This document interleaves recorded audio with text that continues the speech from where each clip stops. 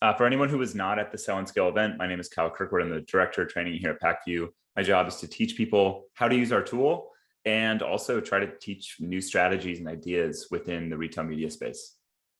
Ooh, absolutely. One of my favorite humans in the world. Incredible at what you do. My name is Destaney Wishon, CEO of BetterAMS. We do Amazon advertising management. And for the last 3 years, I think my primary focus has been on just training, education, and keeping up with all the new and exciting things with Amazon ads. For those who weren't at Sell and Scale, Kyle, Melissa, and I all presented together on just general strategy, kind of covering the basics, covering retail media. We dove into a little bit of different Walmart versus Amazon concepts. And we had 45 minutes to cover everything that is Amazon and Walmart, which is not enough time. So what we really wanted to do is open the floor up for a Q&A for anyone who had questions from that presentation. But then for our general audiences, we wanted to provide actual value based on where you are in the business. So if you have a specific scenario for your brand, or if you're managing in something that you're constantly running into, we both have different slide decks pulled up ready to go so we can answer questions in a much more beneficial way. So please drop everything you have in the Q&A. We have questions that were pre-requested, so we'll start diving into those and we'll just see how everything flows. All right. You want me to pick the first one? Go for it.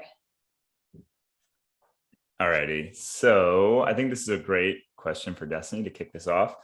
What is the best way to ensure that your sponsored display does not cannibalize your organic sales? Wow. Great question. So when I'm thinking about sponsored display exclusively, there's two different areas that come to mind. You have your sponsored display that's on the product detail page.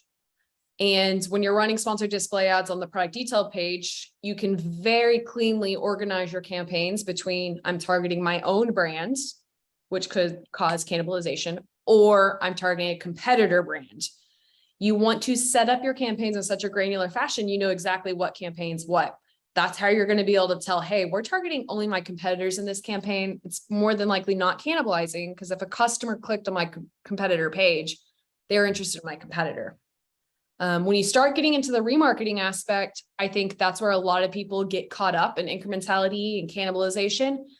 But if you're running a remarketing campaign, you shouldn't be near as concerned with that, because you're targeting someone who did probably already view, right? So they organically found your listing or purchased your product in one way or another, and now you're remarketing that person. So it's just a little bit different of a viewpoint.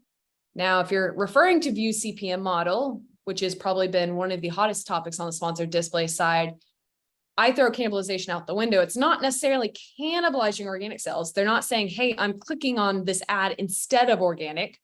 It's the attribution that's the issue with view CPM. A view CPM campaign is probably going to show, a $40 ROAS because it's being attributed based off a 1 second view. So typically in PPC, someone has to click on your ad and then buy your product to get attributed. With view CPM, all they have to do is view it for 1 second. So think about how many times you're scrolling search or a PDP and you see an ad for 1 second and don't click on it. So it's not necessarily cannibalizing, I would say. It's just being attributed in a different way. And the good news is it's super low cost. So it's not a huge concern, but the numbers do look inflated. I think Destaney answered that pretty much perfectly. I'm not going to touch on it other than I'm going to double down on what she said about the competitor piece of sponsored display. That is basically 100% incremental sale if you can steal a sale from your competitor.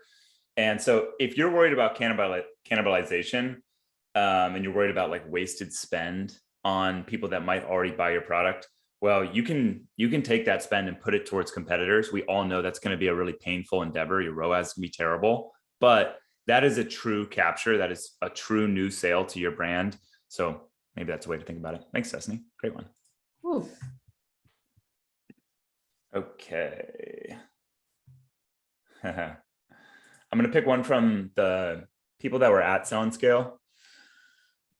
I'm interested specifically in the strategy and tactics to improve organic ranking so I can reduce my PPC spend.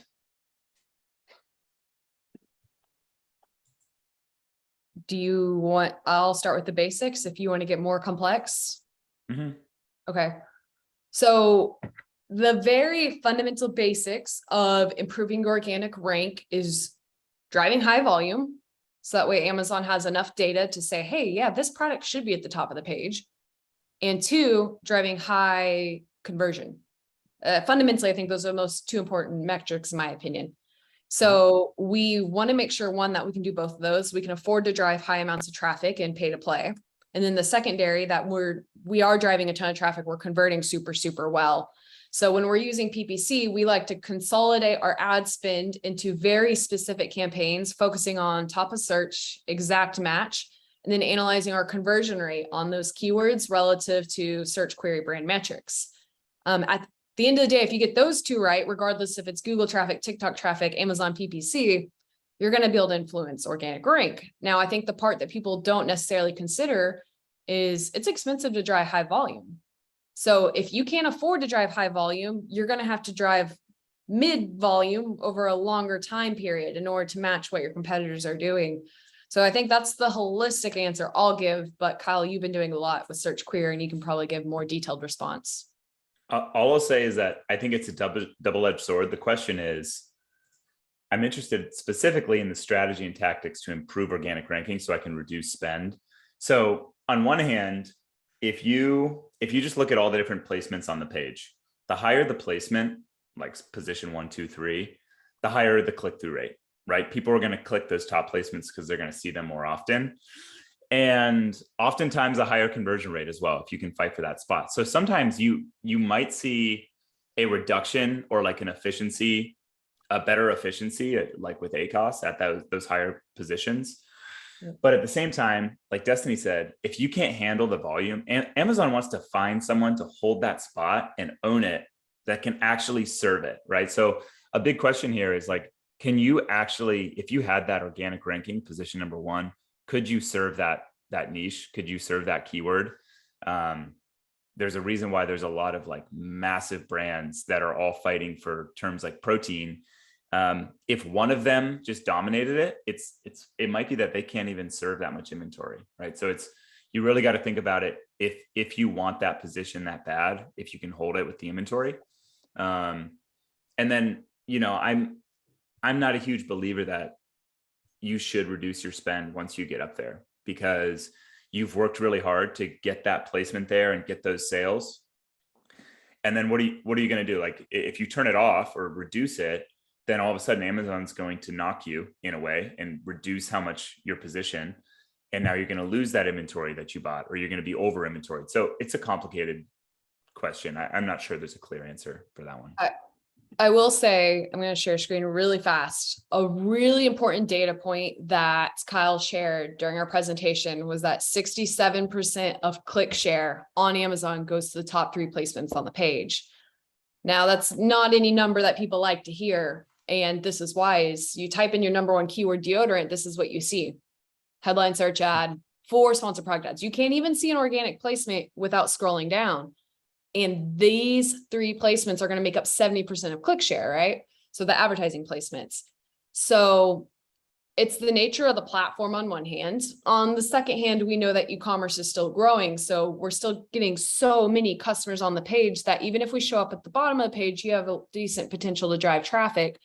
But a good test to run is to go type in your top 2 to 3 keywords and find where you're showing up on the page. And if you're not showing up at the top of the page or anything like that, how are you getting customers to the page? Probably going to have to be through ads, because organically you're not going to be able to compete. So then it's, hey, maybe I should look at external traffic to Amazon. Maybe it's having that conversation. Or how do you improve your conversion rate so well that even if you're paying $4 to $5 a click, you're converting so well, you're still profitable? I think that's the secondary metric that people are going to start having to focus on is, as things get more expensive, we can't have wasted traffic. We need everyone that lands on the page to convert. Yep. I will say we had another question kind of similar to this one, and there's a few just talking about, hey, if I'm advertising this much and I'm doing well and I'm getting more organic placement or a better organic placement, should I pull back on ads? I recently read a thread on LinkedIn that I'm actually going to Simply Modern. I'm going to share it with you all in the chat, just because I think that the CEO, founder, did an incredible job of breaking this out. Like they ran a huge test, turned off their ad. They'd spent like 10 million in ads in the last 5 years, turned it off completely for a few months and shared their learnings. And I think that that is probably more valuable than what Destaney and I just kind of riffing on it. You cool with that, Destaney? Yeah, no, I think it's fantastic. Really specific strategies though that we're running to track organic rank, to break it down in under 45 seconds. We set up those exact match campaigns. We focused on the few keywords where we are converting so much better than category. We consider, the brand share metrics from search query in order to justify and validate our decisions. And we drive high amounts of traffic. We do not look at ACOS as an indicator of success at all. We basically go back to 4 to 5 years ago where you would say, hey, here's $5,000. I'm sending to a search, find, buy. This is a rank campaign. This is how much I'm giving away. We have a very similar mentality, and then we just drive a ton of volume to those keywords. And once our customers are converting, it's a good positive indicator to Amazon, and organic rank will increase. How quickly depends on how well we're converting and how much volume we're driving. Great. I did just share that link. You should be able to see it in the Q&A box. Let me know if you can see it. Highly recommend you check that out. I think it's really cool to see somebody share that much information openly on LinkedIn. Yeah. Okay. Especially for brand side. Yeah, no kidding. Huh. Okay, I'm gonna hold off on ranking questions for a moment.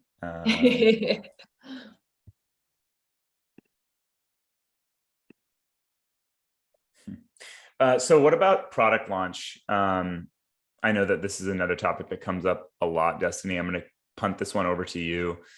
The question basically was like a lot of the strategies outlined during the Sell and Scale presentation with Melissa was like long-term sustained strategies, things that you can do forever. We use the evergreen term. This person was wondering how you might recommend prioritizing campaign strategy budgets for a new product launch.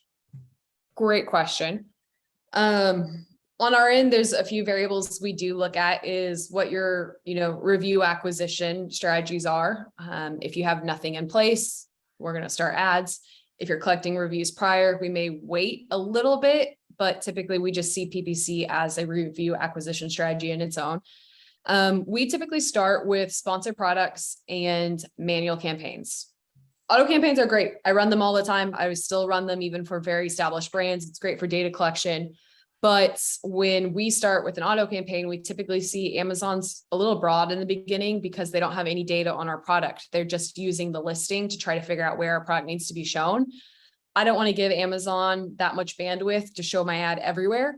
I prefer a manual campaign because I know what keywords I need to be showing up for. I've done my keyword research, my audience research. This is what I'm going to bid on. I typically set up campaigns specifically using the keywords that were used to write the listing. So that way we're giving additional juice on the ranking side. And then I'll do really small things like maybe add to a historical sponsored brand campaign that's doing really well. So that way we can get a little bit lift from, the brand authority of our other products. I'll run competitor targeting to products that maybe I have a major price point advantage of. If I'm $10 cheaper, I'm going to target all of these products to help give me some, juice in the beginning. At the end of the day, if you have a small budget, don't spread yourself too thin trying to do everything. One of the questions in the chat is if I have $5 to $8 campaign budgets per campaign, you don't have a lot of bandwidth. So rather doing $5 to $8 per campaign, maybe do $30 to one concise campaign, focusing on 2 to 3 of your top keywords. If you have a lot of budget, then, fundamentally we're going to set up ranking campaigns, long tail keywords, competitor targeting, sponsor brand, sponsor display, product targeting, video, everything. But that's kind of how I'd answer that in a broad fashion. It was Jeff Cohen, the Amazon Ads partnerships leader. He said a great thing. Whenever someone asks a question about Amazon Ads, the first thing should always be, it depends. And I think that's definitely the case with this question about ranking. All I'll say is I think Destaney nailed it. One thing that I know for sure that I've learned with like the few launches that I've done is you've got that aspirational keyword that is like the one that's going to be the gravy train someday. Yep. But realistically, it might be really hard to rank for that term because other people are already owning it. So I like to. Well. What's that? Like you're not going to convert near as well as your top competitor with 7,000 reviews. You will not. So there's a strategy called like the stepping stone strategy. And it starts with, what are those keywords that are longer tail, more specific to your product, and focusing on those in the beginning. Now, I know this would probably not get a lot of love from like the launching pros and experts, but if you launch a lot of products, maybe you can't constantly be like doing the perfect launch strategy. A good way is to find those long tail niche keywords and start winning on those first. Start winning that placement and start winning that, those reviews and that conversion rate, start building up on the SERP. And then once you've started winning those, start like taking on more high search volume keywords. That's just one way. Yeah. And like very simple way, let's take the keyword protein. Kyle and I both worked in that category. We would see $40 CPCs, very, very competitive, very expensive. And we all know who the key players are in the protein space. If you're launching a protein, you're not going to be able to compete in that. You can't afford to drive that much volume and you don't have the conversion rate to do it. So what Kyle's saying is maybe you do your keyword research and you figure out you have a niche for vegan protein for women under the age of 50. Like maybe that's your niche.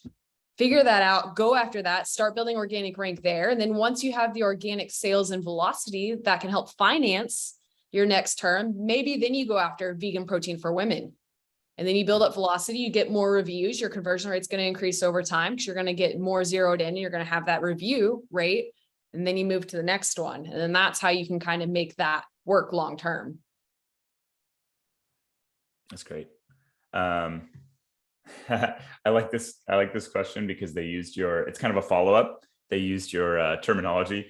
Do sponsor brands and sponsor brand videos give us organic rank or just a little organic rank juice? Or only sponsored product give up organic ranking, as I noticed? I love this question, actually. I've dove into this a few times. So conceptually, let's talk about ads. What drives the most volume on the page? Sponsor products. Sponsor products typically drives around 70 to 80% of your advertising sales. It also typically has one of the higher click-through rates relative to the other ad types because it looks native to the platform. So it's not a trick question. It's not Amazon giving one ad type a lot more weighted juice than the other ad types. It's a volume game. What's going to drive the most volume? Typically sponsor products. Now, I have heard certain aspects of sponsor brands video linkage doesn't attribute to a keyword. I don't know the back terminology well enough. But at the end of the day, sponsor brands video has one placement on page one. So how much sales are they going to drive versus sponsor products, which look organic and have 93 placements, including carousels? So that's how I typically answer that question. What's going to drive the best rank? What's driving the highest volume for you? Sponsor products. Yep. Agreed. Okay. If I negative exact basically my brand name to reduce cost of ads, since my brand is widely recognized, how could I prevent competitors from putting ads on my products? You can't. Well, on search, you can. There's nothing you can do. Amazon keeps it a very wild west in terms of search results. Go type in Coke and you'll see Pepsi all over Coke's page. Now, product targeting, you could still run. So you may not protect your brand name in terms of search. You could run product targeting ads, cross-selling, cross-promoting your products on your own PDP. So you're just going to set up a sponsored display product targeting ad, targeting your chocolate protein against your vanilla protein. This is a great way to protect that placement from competitors. You could also upsell. I'm going to target my 1-pack protein with my 2-pack protein. That will prevent competitors from bidding. I would probably not negative. If it were me, I would limit the budget to my branded campaigns. I would have branded campaigns and non-branded. I would say, hey, 10% of my budget is going to be allocated to my branded. And then you're going to have direct control of that. And then you're going to negative your brand name on the keyword level for non-branded campaigns. Would you add anything? All I'll add there is, you kind of hinted at it, is you're kind of defending your detail page. There's no way around it. Your competitors will show up there if you're not going to. So I agree with Destaney. I think some ways you could think about it is, what product are you going to put in front of the customer there? I used to just put, what's my highest converting products? I want that across my entire catalog. And I've changed my opinion on this. I think it's better to, what's a high profitability item, maybe like a bulk item or something, like what's going to get you more, what's going to increase that basket size, increase profitability for you on this order. Take the risk on that, maybe have a lower click-through, lower conversion rate. It's fine. That's okay. Like if you're upselling them, then that's a really good call. I think Destaney mentioned that. The other one would be fill that space, fill that detail page placement, fill that with an item that you've just recently launched, or something that you have too much inventory of. Don't use it as like, hey, look at my other best product. Use it for something else that you want to move inventory for, or is going to give you more profitability. So.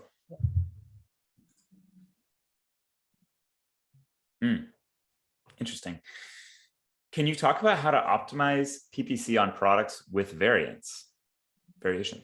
I wanted to ask this one next because I was really curious to hear your thoughts. I had a seller disagree with me, a very large seller, a top 100 seller disagree with me on my strategy here. So I'm really curious to hear your thoughts, Kyle. The way we've chosen to view it is we look at our variations and look at all of our historical advertising data, and we figure out what typically has the highest click-through rate. Because a click-through rate means a customer sees the ad and enters the listing. That is the variant that I typically choose to advertise the most. Because once a customer clicks into my listing, they can see all my other colors. They understand how to work the variation segment, right? And it means that we're capturing the most amount of attention because that listing brought them into our listing. The seller I was talking to says not a good idea, and that I need to be advertising my highest conversion rate because that's what's going to drive the most profitability. And I argued, no, it doesn't matter. When they get into the listing, they're going to see the highest converting anyways, and they may end up clicking that one. That's fine. Customers are not dumb. And we never came to an agreement with it. So I was really curious to hear your thoughts on this. What was the KPI that you used to lead? Click-through rate. Yeah, I agree. Click-through rate completely. Okay. And also I would say, I don't know if they've changed the rules on this, but I would say we kind of stopped talking. What's that? On what ad shows? Well, no. I was going to say, like, if you think about all those variants, like those all have long tail terms. Yeah. And what you can do, if it's worth it for you, if like the traffic and the sales are worth it, you can build out campaigns for each one of those variants and only use long tail terms. And that way you're getting like really granular with what where your ad spend's going. So if you have, I agree with you. Chocolate protein, vanilla protein, strawberry protein, you're going to launch one campaign for just your chocolate protein ASIN targeting chocolate protein. What Kyle and I are talking about in the beginning is if you're just targeting protein, how do you decide what wins what? That's when we're typically going to look at whoever has the highest click-through rate out of all of those.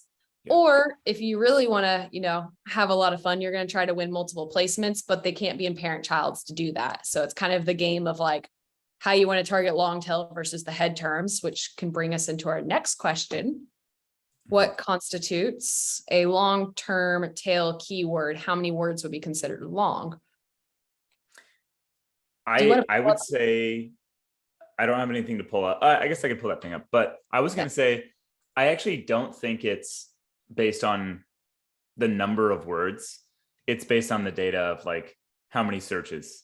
I would say more volume based. Yeah. In general, I would say, the industry defines it as maybe 3 or more terms, but it's also so dependent on category. Like protein is obviously going to be the head term, but if you do men's deodorant, that's probably going to be the head term because volume for men's deodorant is going to be so much more aligned with like your keywords. Yep. I'm pulling up we have fun data to share on this topic since it does come up pretty frequently. We presented on it in a way that kind of helped explain why being more precise helps with your click-through rate and your conversion rate, but it is a game of volume. Because what typically happens is when you just have a long tail strategy approach, what you'll find is you'll cap out on volume. Because like, oh, not many people are searching for, little kids' toys for summer beaches. Like, so it's kind of like balancing where you're getting the most volume versus how expensive that volume is and how well you're converting. Okay, I'm going to pull it up real quick. We don't have to spend too much time on this, but I do think it's useful. Let me know when you can see. Yeah. So this is just a visual of the search demand curve. I'm sure many of you have seen this before. The big takeaway is that there are terms like protein that are going to get the vast majority of traffic, right? People come to Amazon and they're going to do research. They're going to search for protein, and then they're going to narrow in and get more granular after that search.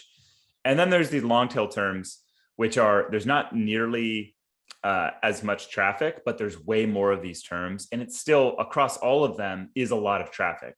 And that's why we're always kind of telling people, like, make sure you're milking those long tail terms. And this would be something like what you said. It would be like vegan protein powder, I don't know, a bunch of different words.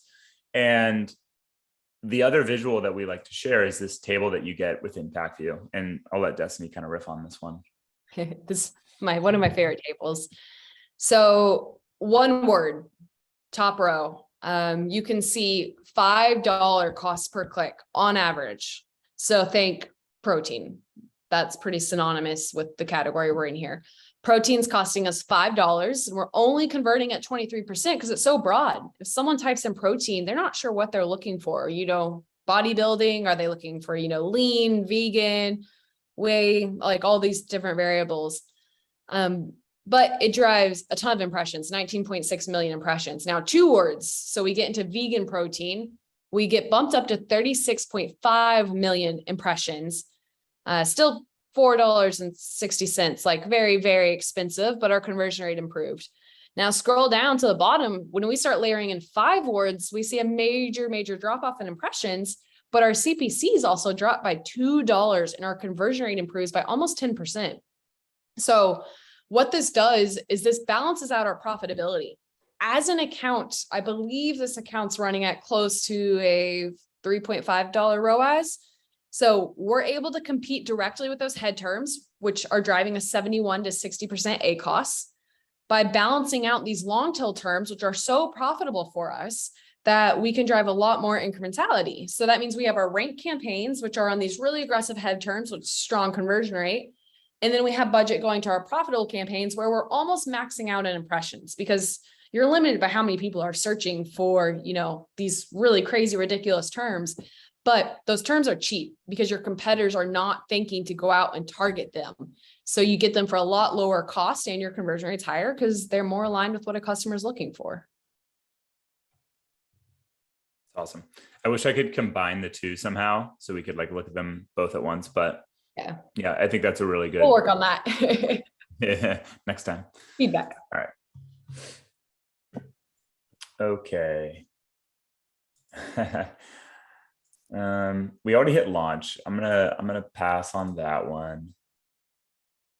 Okay, I like this one. This is what we can both hit this from different angles. Can you please share some good practices when optimizing ad campaigns and how often you optimize? So the absolute most important variable, other than conversion rate, in my opinion, is bid management. Truly. Budget management becomes more of an important variable as you scale and you have branded versus non-branded and all these different attributes that you're looking at. But understanding fundamental bid management structure is probably the biggest thing you can do. We both have some really strong content on this out there. If you want to send a message, we can help. But we typically look at last 30 days and smaller timeframes, depending on attribution windows. And we try to make adjustments based off changes in the market or changes in our listing. Maybe if we have a coupon, we're going to apply different adjustments. But this is one of those topics that's also really hard to talk about in a broad level. So I'm going to pass it off to you. Formulas here. No, I think I can't, we could go a mile deep here or a mile wide. I think what I might do is share just you guys can screenshot this. This is not perfect by any means, but this is something that we built out for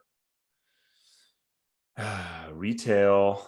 No, search. I've got what I have is like a bunch of different, it's almost like a calendar for when to optimize and do certain things in your account.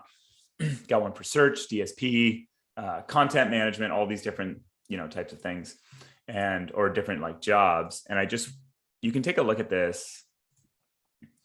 And what you'll see is like, there's these big buckets. These are the topics like manual optimizations and workflows, budget, account setup and campaign structure, optimization rules, report. These are all the things like as an advertising account manager, this is like your day-to-day. These are the things that you have to do. And these are the specific changes that we, expect you to do. And we say like, this is something that you do daily, frequency, one time daily, or this is a weekly task that you should do once or 2 to 3 times a week. And this is specific to Pacvue. So if you're not using Pacvue, you can still take the concepts of, I should be looking over my bids. Even if I'm using automation, I should probably be looking over my bids and that automation daily. I'm a big believer. I agree with Destaney, like keeping a close eye on what's going on, because you're not just tracking, you're tracking 2 things, in my opinion. You're tracking what your competition is doing with cost per click. If cost per click is shifting around a lot, your competitors are up to something. And if conversion rate is shifting around, well, then shoppers are doing something. Something's changing, and you need to kind of be tracking both. Yeah. That's great. Any takes? Yeah, cool. No, I think this is applicable for any software, any type of management. Like this is the timeframes that we typically look at as well. Cool. Hit me up if you all want like another version of that, and I can send it out after. Okay. You got one? I have an easy one. So 2 questions got asked on basically how many keywords do you put in a campaign and how do you structure those keywords within a campaign? One thing I'm going to start off by saying is people, like to turn Amazon into a mythical creature, because I think it's a lot more easy to understand. And when you feel like things are out of control, it's easier to say, hey, we don't know what's going on. And one of those areas is the amount of keywords you put in a campaign. So you'll see like, 12 keywords is the magic number. We've seen it 5x our performance, and not quite how it works. One thing to consider when you're trying to figure out how to put keywords into a campaign or how many is what your budget is. So if you have a $10 a day budget and 100 keywords in a campaign, that math doesn't math. You're not going to be able to collect data on all of your keywords. So what's going to happen is you're only going to have 1 to 2 keywords collecting data and the rest are dead in the water. Yep. So we typically do like less than 30, even with our brands that are spending millions of dollars a month, just for the sake of structurally, it's going to allow us to control bids on a very, very granular level. This campaign's performing well, let's increase budgets, because budgets are on the campaign level. They're not on the keyword level, right? So I'm a believer in for ranking and things like that, single keyword campaigns. So I have direct control and I can view Amazon as a billboard. Hey, for this keyword, I'm winning top of search impression share 90% of the time. We're only focusing on bidding as much as possible. So again, it's a if then that statement. But at the end of the day, it's not as so much about the number of keywords you put in the campaign, but the goals you're trying to optimize for. If I'm running a ton of long tail keywords that I scrape from my sponsor product auto campaigns, then I may do, 30 to 40 and just this campaign's for profitability only. I'm going to let bid management do its job. If I'm running for market share, it's going to be a different campaign. If I'm running for competitor targeting, it's going to be a different campaign. We will sometimes vet those by volume, but again, that's due to budget. If I'm bidding on protein, I'm going to need thousands of dollars a day to bid on protein. I shouldn't mix in vegan protein for women because that's going to have a different amount of budget it's going to need. Anything else on that?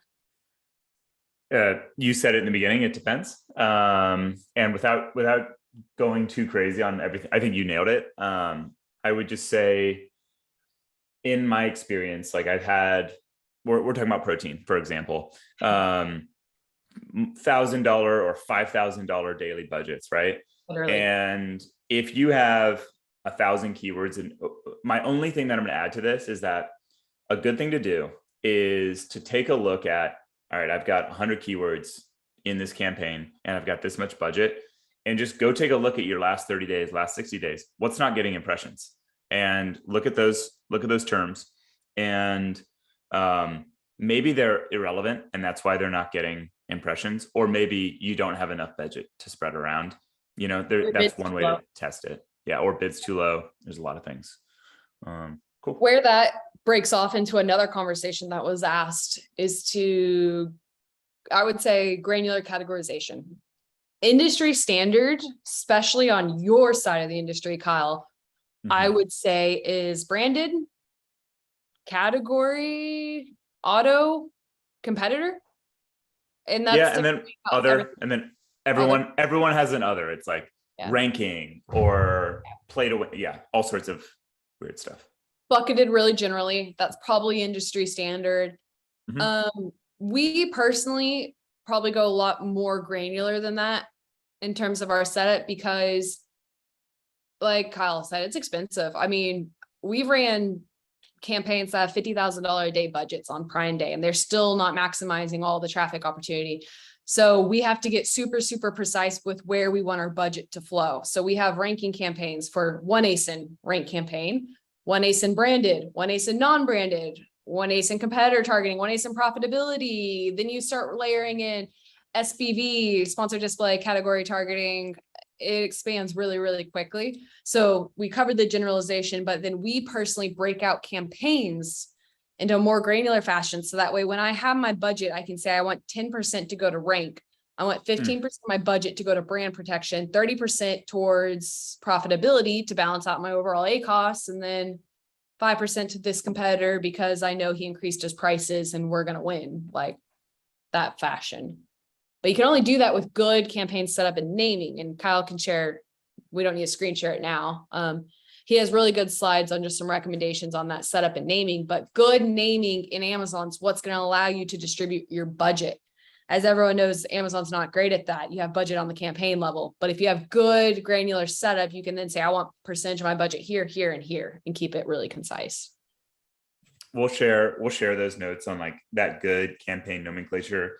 Destaney and I could preach about it for an hour at least. So we'll share that. And among some of the other things that we've talked about here, I think we cover that one pretty good. What else do we see? I have a fun one. I want to hear you first. I am very curious to hear yours first. Can you name the top 5 KPIs you use to evaluate ad efficiency? So do you want me to go in order of my preference or like what I see people using? I would go in order of your preference. Okay. All right. Well, I'll start with the obvious, ACOS or ROAS. Whether you like it or not, it is just great at telling you if something's running hot or maybe needs some more spend or higher bids or something. Like it is a very valuable metric. People try to knock it these days, but it's a good one. So that's number 1. Number 2 is conversion rate. I think if you think about those buckets Destaney was listing, category, branded, auto, competitor, I want to know what my conversion rate is for each one of those buckets. And that's the way that I look at them. Yeah, I'm looking at ACOS, but like for competitor, my ACOS is going to be awful. Conversion rate is what is interesting to me. Am I stealing 1% of traffic on my competitor's page? That's really interesting to me. I don't care what it costs. Okay, so I go ACOS or ROAS, then conversion rate. I think this one's kind of lame, but budget pacing. This one's big for me. Like for some people, they like to say, I'm going to spend this much every single day throughout the course of the month, like evenly. I'm more of, there's days and weeks that are going to be hot and I want to be on when the customers are there. So budget pacing is a really important one to me. If an event is 3 weeks into the month and I've already spent the majority of my budget 3 weeks in, well, then I'm going to miss out on that event. All right. So I want to maximize that spend towards that time. So budget pacing is a really important one to me. Number 4, I hate to say it, but impressions. Like if impression share is mine. Impression share. Yeah, I guess impression share. You go deep on impression share. I'll just say impressions/spend are my 4 and 5. One of those, because like if I'm looking at spend and impressions over the last year, over the last 5 lifetime of all my campaigns, or just last 30 days, that is telling me if I'm, what's going on with the category that I'm in, what's going on with the customers, what's going on with competitors. Am I high, low? Like, it's a great way to just gauge what's going on. So those are my 5. What about you? Conversion rate's probably my most important. I think one thing I'll preach over and over, Amazon is the highest purchase intent model in e-commerce. So if someone clicked on your ad, they're interested in purchasing. If they didn't convert, that's on you. And I think that can be sometimes a scapegoat for advertisers. But conversion rate, I mean, they clicked on your ad, they saw your image and they were very interested in your product, and then they left the listing. And I think that's super important to understand with Amazon advertising. So I would say conversion rate, 100%. CPC is probably a secondary most important for me, because like a lot of people don't realize the correlation in CPC and ACOS. For example, one of the slides we showcased was when CPCs were like 45 cents. It's really easy to be profitable because it's so cheap that you could have a really low conversion rate, but the people that did convert were so cheap, it's fine.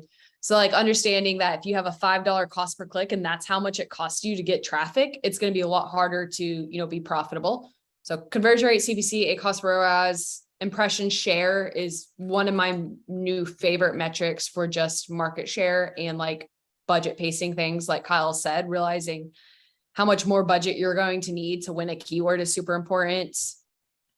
And beyond that, I mean, I don't like looking at click-through rate as a variable for success. I think it varies way too much, and it's a variable somewhat out of our control. It's based on the image quality. I think I could run an account with just those metrics. Mm-hmm. I don't CPC think is good, but it's a little bit out of your control, right? Like if you want to compete, then you need to compete. Like it's regardless of what's going on with CPC. That's why I like that statement right there. You know how many times brands are like, I'm not getting impressions. Like, well, your bid's 17 cents. Yeah. Like, do you want to compete? Well, my ACOS is high. Like, well, you have to bid $3 and you're not converting well enough. Like, but I agree. The last thing I would throw on there, because I have to plug Pacvue here, is share of voice insights. It's not like a specific metric, but at a certain point, your efficiency with ACOS, ROAS, conversion rate, all that stuff is going to maximize. You're going to hit this point where you really want to start tracking, what is my organic placement? What is my sponsored placement, day over day, week over week, month over month, over time? How am I competing with my competitors in this category? And Pacvue gives you this trend line of like, okay, wow, I've decreased my spend, and now my organic and my sponsored placements are decreasing. Also, there are infinite possibilities of what can happen with it. And that is not a specific metric, but I do use that for measuring like big picture. Are we impacting the account the way that we want? Yep. All those others are kind of like living within the fishbowl. And I like the share of voice one because you're pulling out and you're looking at the whole category. Yep. Cool. I think we hit that one pretty good. What else we got? I don't know about that one. Okay, this is a fun one for you. This person has like 5 questions. How to increase impression share and click share on Amazon?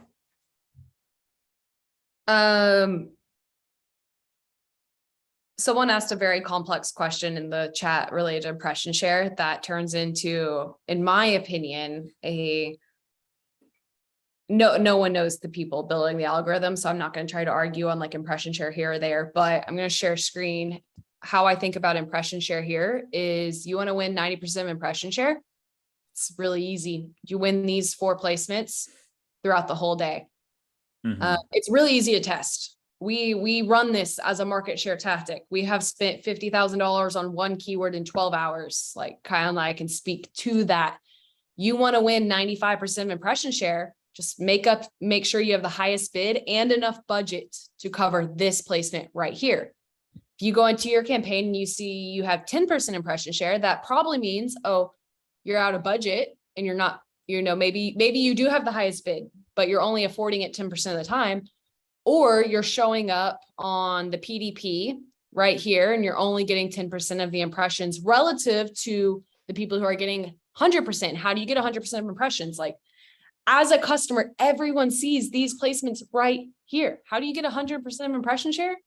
You have to show up right here. There's no other way to do it because of how customer path is on Amazon. So increasing impression share is easy. You either bid the most possible or higher, and then you have enough budget to win that placement throughout the whole day. Anything beyond that, I think it's overcomplicated strategically when people are like trying to state, well, I'm at 20% and I'm showing up here. Like, I think I don't use it for that. I use it truly as a market share play for top of search, because this is, in my opinion, the most important placement on Amazon. So that's my consideration there. And we create impression share campaigns and focus on top of search. And then we've also started layering in forecasting for spend based off impression share. So we will pull our impression share data on the keyword level, and then we will forecast how much spend is needed to win a certain keyword 90% of the time based off our minimum valuation. And then that allows us to go to brands and say, hey, you really want to win the term Christmas gifts? Well, based off your last 30 days history, you're going to need to spend $17,000 a day. So that's how we've used it to date. Do you have anything to add? If you want to increase impression share, increase spend, increase bids, increase budgets. I mean, that's it. It's 90% the hard thing. I think it brings up a fun question that I think about a lot, is like, people try to back into, based on my current impression share, my current CPC, conversion rate, all these things, how much would I have to spend? Like you're talking about, how much would I have to spend? You can try to forecast. And the funny thing is, you rarely ever get to close to 100%. It is the inventory required to sell that much goods and like hold those. It's almost impossible. There are very few vendors in the world who can just like dominate 100%, and actually serve the customer that's looking for it. So unless your niche is very specific and small, like, go for it. But we're talking about big terms. Why it's such a variable is, like, let's say you win those placements 100% of the time, or you're winning it 50% of the time. Your competitor goes out of stock. They're no longer advertising on it. You're winning that exact same placement for half the price. And now it's like, oh, now my impression shares jumped to 95%. So that's why it's such a hard model to forecast, is it is based off a lot of these variables that we can't control, because it's an auction. So you are bidding on so many different placements against so many different brands. Do you have any comments on the second part of this question, which was improving click-through rate? And there's It was from an ad perspective, right? Isn't that what it said? Technically from an ad perspective, but we don't have control over the listing quality. So from an ad perspective, in my opinion, it's just alignment. Make sure you're targeting the right keywords for your image. But from the image perspective, do you have anything? It depends. There's blogs, so many blogs that have been written about this, like how to increase that click-through rate. These things change. This is one of those things. It's like, you have to know what category you're talking about, what specific type of product, what's going to call out to the customer. There's a lot of customer experience things that you really need to think about. What's up? Yeah. It's such a variable topic. Like, I was thinking about protein again. Like, if you're targeting women's protein, maybe have a pink bottle. Like, there's so many ways to go with it. Yep. Yeah. You'll see in some categories, like Amazon does not want to see a person in a hero image, right? But you'll see in some categories, there is a person in every image, because Amazon, it's just like, it's unsaid that, oh, this particular category, we actually don't mind having a hand or a person because it converts well, right? So it's really just about knowing your customer in the category and what's going to work best. That's a tough one. Yeah. Ooh. I like this question. All right. Okay. So we've only got a few minutes left. I saw this great question. I thought at first it said, how do I get out of this recording? Or how do I get out of this webinar? It said, how do we get a recording of this? We will send out a copy of the recording and like all the different content that we've talked about in the webinar. So just to answer that one before we wrap up. I would love a personal copy of this as well. You got it. Whole team, watch this. Good. Man, there's still some fun ones. Wow. I know there's some really good ones in here. We should pick one last one to really send it home here. What if you give me 2 minutes to rapid fire the last of the questions here, and then you choose one of the really good ones from the email list that got sent in? Okay. You want me to just pick? I'll start rapid firing while you pick. Okay.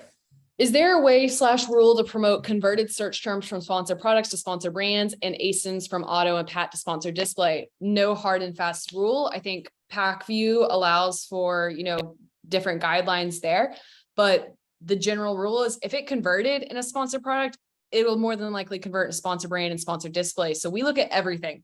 We filter everything that converted and consider moving it over. We just change the bids because it may be more broad in sponsor brands and sponsored display. Baseline rules to set up for SP bid optimizations on Amazon and Walmart. 2 things that I would say we like to consider are our price point and our average conversion rate. That's going to help us get starting bids and then know how to optimize beyond that. Pacvue has great optimizations for both of those platforms built in. We may be able to share some rules-based automations between Kyle and I. We'll look at that. Automator manual targeting, manual all day long. So go into your targeting tab with an advertising console. It's in the top corner. Look at your highest spend targets in the last 30 days. You should see almost all of them in manual because that's where you can control your budget. Auto is great for data collection and it shows up in more placements, but manual should be the priority because that's what's going to allow you to control your actual targeting and make sure it aligns with your top line goals. I am going to really quickly finish on, wow, there's some great questions. How do you judge performance of a campaign using something more than the ACOS? With cost per clicks increasing, I would say ACOS should be a limiting variable in judging success of a campaign. It should be conversion rate, cost per clicks. I know most brands are still relying on ACOS, but should not be the primary focus. Okay, you can go. I got okay, so no, that was very good. How do you balance automation while still maintaining focus on ranking when you advertise a large set of ASINs? This is a great question. I think this is something that a lot of brands deal with. And all I can say is this is an art and a science, this whole world that we deal in. And we're like, the science is the automation and like understanding the bids and the math and all that stuff. And then the artistry, I think, is being able to look at your automation in place.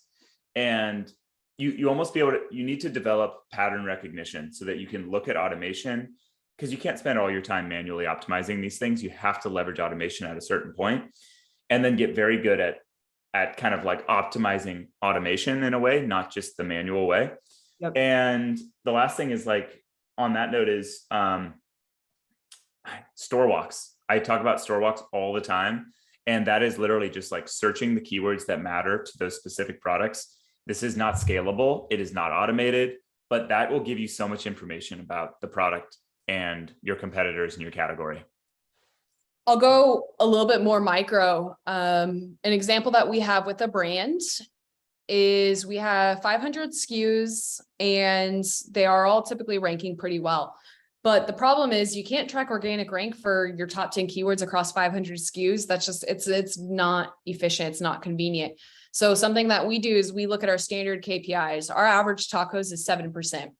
So I'm going to pull my average tacos on the ASIN level last 30 days. And if I see something hovers above 12%, that's a good indicator that my organic ranking dropped or I'm over leveraged in ads. So I highlight that and then I go in and do a store walk. I type in my top keyword and I identify, hey, this is an organic rank problem.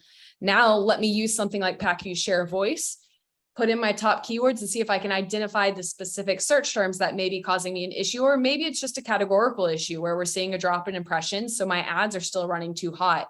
So having those standardized KPIs where you can look holistically is probably the best way. But the brands that I've seen try to micromanage this, I think do worse, in all honesty. The brands that have their tacos on an ASIN level on a weekly basis, and they're trying to pull back from organic rank. I haven't found a great way to do it. I have a fun fact for you. Okay. So this is great wisdom. It's confidential who it came from and what we're talking about, but someone who works with a lot of like very serious brands on Amazon and off Amazon told me that of their portfolio of brands, the brands that focus on tacos, ROAS, ACOS, kind of bottom of the funnel metrics, their year over year growth over the last 10 years has kind of been like static like this, sometimes even down. Okay. Because all they're doing is dominating the bottom and they're not filling the bucket of they're not building their brand long-term. The people who are thinking about share of voice, new to brand customers, higher level, hockey stick, which is what we all want, right? So hate to say it, but that's just on that note. That's kind of how people think about it. Don't overindulge in a, we're out of time. I have a few more questions. Does your platform action if an ASIN is out of stock and out of buy box? Yes, it will alert you. Yes, you can set up automatic pause them, but also Amazon does that for the most part. If I have 2 seller accounts, I merge all my inventory into one account. What's the fastest way to migrate? I would use bulk sheets. And rip the Band-Aid. Yeah, just do it. It's okay to start from scratch as well. Someone asked about rules. We're out of time, but all I would say is when building rules, you always want to have a floor and a ceiling. And within that floor and ceiling is optimal state where you're allowing your campaign to grow and flow and collect data.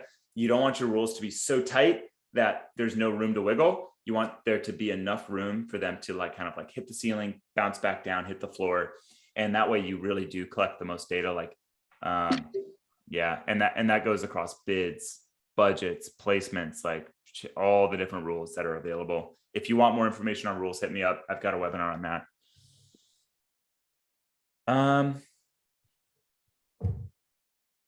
Should we keep rolling? Are people leaving? We have 45 still. And there's one question here that I think is a fun question that I would dive into. I have nowhere to be. I mean, we'll hard stop in 10 minutes. Cool. If you have any other questions, drop them in the question box. If we don't get to them in 9 minutes, we're going to hard stop, but we'll try to answer them afterwards. In the meantime, when conversion rate starts to decline, does it mean your listing has an issue or you're not price competitive? Anything from ads perspective we can do to increase conversion rate? I'm going to segment those 2 questions. The first and foremost, it doesn't necessarily mean your listing has an issue. That would be really harsh of me to say that. But I will say if your conversion rate starts to decline, there's something going on. Maybe your competitors lowered their price point. Maybe there is a change in shopper habits. We have seen that. What I like to use is brand metrics. So go into your brand metrics within Advertising Console and see how your category conversion rate is relative to your product. That will be a good indicator because then you can say, hey, my category conversion rate is 30%, mine's 25%. I have an issue. So that's what I like to track. It's probably one of the most important. And then is there anything you can do to improve your conversion on the ad side? Not necessarily, other than maybe target more precise long tail keywords. That's what's going to improve your advertising conversion rates because you're going to have more highly aligned targets that customers are going to click into your ad and be more likely to purchase. Ooh, tacos. Wow. Can I run with this? Yes. I'll give you mine and then I'm really curious to hear yours. So last year, average tacos, especially on the private label side, was, I would say around 10% was healthy. Anything less than 5%, they were leaving money on the table. Anything around 15%, they were breaking even in a high growth mode. This year, we've seen that shift. It's become a lot more pay to play. On the private label side, I'm seeing an average of 12 to 15%, and it is a struggle, especially in Q3 when all of your money's tied up in inventory. So I don't want to say healthy or not healthy because we've seen just the industry change so much. That's kind of a difficult gauge. On the enterprise side, I typically see less than 10% because they're driving so much external traffic. They're not having to pay to acquire every single customer on Amazon.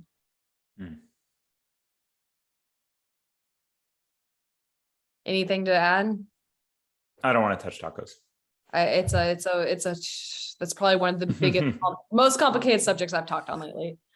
Do you believe SP campaigns focusing on non-branded keywords is considered bottom of the funnel or top of funnel? I believe everything in Amazon pay-per-click is bottom of the funnel. I would agree. I think Yeah, it's The customers are going to the platform, typing in chapstick. They want chapstick. yeah. It's again, the Simple Modern guy that shared that, we'll share it in the notes after. His post talks about this. And what I really like about what he said is like, whether you like it or not, it depends on where you're ranking, right? That is something that matters. If you're not ranking organically on page one, You're not for whatever keyword, well, then that is an incremental sale, right? If you get that sale, you would not have gotten that sale otherwise. Now, if you are ranking on organic one organically, you'd show up without an ad and you're somewhere close to the top, like top half. Well, then it's questionable, like how incremental is that sale?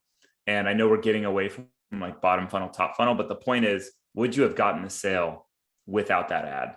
And I think that this is one, it's hard to automate. Like you kind of have to do your own mental gymnastics to figure it out based on your product, but it's something worth thinking about. And in general though, paid search, it's bottom of funnel.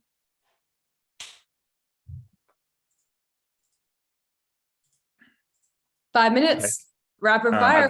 I've got some more here. Do you have a way of bid adjustment to balance the sponsored ranking and organic ranking to lower the tacos? Since you shouldn't increase your bid that much if you're already ranking top 1 or 2. Do you want to answer from Pacvue's perspective? Then I'll give a generalized approach. If you're ranking 1 or 2 organic, oh man, I do think that it's worth running a test on lowering those bids and seeing what happens with performance. And like, this is one of those things that we're talking about where it can't be automated. You have to be able to look at the data, find that you're ranking there and start seeing where's my diminishing returns? If I start reducing my bids, am I going to see a dip in organic? And if you do, well, then keep the fire hose on and keep blasting, because you really don't want to lose that rank. You've built up a lot of processes in your business, operationally, inventory wise, to hold that position, and to turn it off and lose it, that can cause a lot of problems elsewhere than just your ads. And Pacvue showcases ad rank. So it makes it a little bit easier to kind of track those aspects. Mm-hmm. I'm spot on with Kyle. I have seen some categories where you just can't do that on commoditized PL style products with no real competitive advantage. It doesn't matter if you're number 1, when you see 4 sponsored product placements above it, it's going to hurt you in the long run. So I think that's where like that generalized tacos tracking can help a lot. So that way you can make those kind of quicker adjustments. And then you start looking at things like share of voice and how your organic rank is affected for certain search terms. I have one more tidbit on this. So yeah, the question was about organic rank and like how much you should be spending. So earlier we discussed like 80%, right? It's like 78% of click share goes to those top 3 placements. Now that is across the top million most search terms on Amazon. This is from a few weeks ago that we did this analysis. So like, it's a massive aggregated report. That number fluctuates for every single search term in every category, right? And there's times when those top 3 placements get 5% or 6% of click share. Okay. So what you need to do is use the Amazon Brand Analytics search term tool, take a look at your most important term and see what is the click share and conversion share for those top 3 products. And if it's a low number, if it's below 10%, well, then top of placement is not the most important thing anymore. In my opinion, like it still matters, but you don't need to overspend and like lose money to be there, because you can see that the click share and the conversion share is spread across the page because people are browsing the page, right? Yep. And then there's other categories where those top 3 placements do get 80%, and having your product in one of those will actually change your business. Yeah. 2 minutes. 2 minutes. Oh my gosh. No more ranking. Yeah. Hey, this is the biggest difficulty in Amazon. We can't just sweep it under. I got one for Destaney. Are there any particularly useful or underused features within Pacvue that can be used to optimize campaigns on Amazon? In general, I love the reporting dashboard. That's probably one of my favorite aspects, is just being able to see everything holistically. So I've been looking at the placement performance as a whole. So top of search, PDP, rest of search, to help me kind of gauge decision-making and see where my brand is performing best, because then I can make more blanket cuts across the board. Share of voice, as Kyle mentioned, a lot of Amazon in general is going to become more pay to play. So it doesn't necessarily matter. Efficiency becomes a lot harder when you have to show up at a placement in order to drive traffic. So we've been using some of those considerations of like share of voice and balancing the organic and the advertising side. Just how data is portrayed, I think, is the biggest thing. I think what I'm excited about is like the future of Pacvue being able to combine retail media data. So most of the brands that are really doing well are starting to figure out how to differentiate and diversify. And when you can view all that data holistically in one platform, I think that's going to make things a lot easier. Nice. The only thing I'll say is I'm going to plug having a really good setup in Pacvue. Here's the thing about Pacvue. Campaign structure. There are campaign structure and also tagging. And subtagging. And subtagging. Tagging and subtagging are the great unlock of Pacvue. The more that you leverage tags and the more sophisticated you get with tags, there are people using tagging for billing, for account management, maintenance, reporting, optimization, all those things. Like the better that you can use tags, the more granular you can get with your reporting, your optimization, and your budgeting. And those things, like all of a sudden, all the reporting tools and all the optimization tools within Pacvue, 10x. Like when you can get down to the product level with subtags or something like that, and say that like, I need this precise ACOS or whatever. That's a really powerful way. So use your tags, people. All right. Is that it? We're done. We have 36 in the chat, and then you answered quite a few additionally. So probably 50 questions in an hour, very detailed responses as well. Do you want to take a shot at this last one? It's a fun one. Oh, I can't see this one, but you can read it and I'm all over it. It's hard. It's a tough one. I'll go fast. Best practices to scale from 1 to 2 million in yearly gross sales to 10+ million in yearly gross sales. The biggest variable, I will say, and I hate to beat a dead horse, is to shift focus from tacos and efficiencies. In all honesty, I would say like we work with quite a bit of brands in both those departments. Like that is our area of expertise, I would say, is that transition right there. And brands that are heavily tacos focused, efficiency and profitability focused, because that's what got them to 1 to 2 million. You know, what got you here won't get you there. The brands that stay focused on that are almost in a negative flywheel right now, where they're losing organic rank because they had to pull back due to container shortage costs. And now they're constantly trying to keep up on their organic rank. The brands that shift to a market share play and they start viewing the platform from a customer acquisition model, that's the biggest focus. So focusing on more top of search, more brand awareness, more cost per acquisition. Those are the brands that we're seeing. And then more off-platform traffic. If you can't afford to compete on Amazon, that's fine. It's ridiculously expensive in some categories. Find ways to shift your budgets elsewhere. Drive from TikTok, drive from Google. Your conversion rate may be lower, but if your acquisition costs are lower, that's perfectly fine. So that's my piece of advice. I would agree. Like being overly, I love that last question. Being I know overly you do. efficient, being overly efficient is not going to 10x you the way that you want, right? Like you need to think about different things. You need to think about brand building. There's a lot of people who are really good on this. So should DSP replace sponsored display? Yes. No. There's a place for both. DSP is a Tesla. Actually, Kyle and I wrote a really good blog on this. If sponsored display is a Honda Accord, it's reliable, it's consistent, you know exactly what you're going to get. You're going to target this and you're going to get this. You're going to remarket this. Yeah. DSP is a Tesla. You have all of the information, all of the data. You can say, hey, I want to target this person who viewed my listing now in this demographic with this weather. And a lot of people don't realize you have that type of power because it's a complex platform and it's misunderstood. So I would say, like, I agree with Kyle. In general, DSP is one of the most powerful advertising e-commerce platforms out there. Just using it in the right way, changing your mindset and working with the right partners to understand how to use it. A lot of people have gotten burned by bad experiences with incrementality or brand awareness. They go too far in either direction, but with the right partners, DSP can be an insane asset to your business. I have a really stupid way of looking at this, and it would be, if you're spending 10 grand a month on sponsored display, go do DSP. If you're not, keep doing sponsored display. I agree. I think that's pretty much it.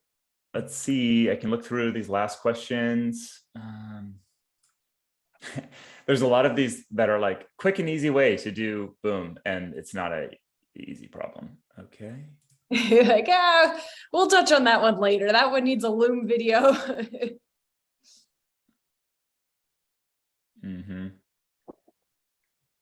I think we've covered all these questions. Thank you all for coming. Destaney, thank you for being a legend, showing us all the way.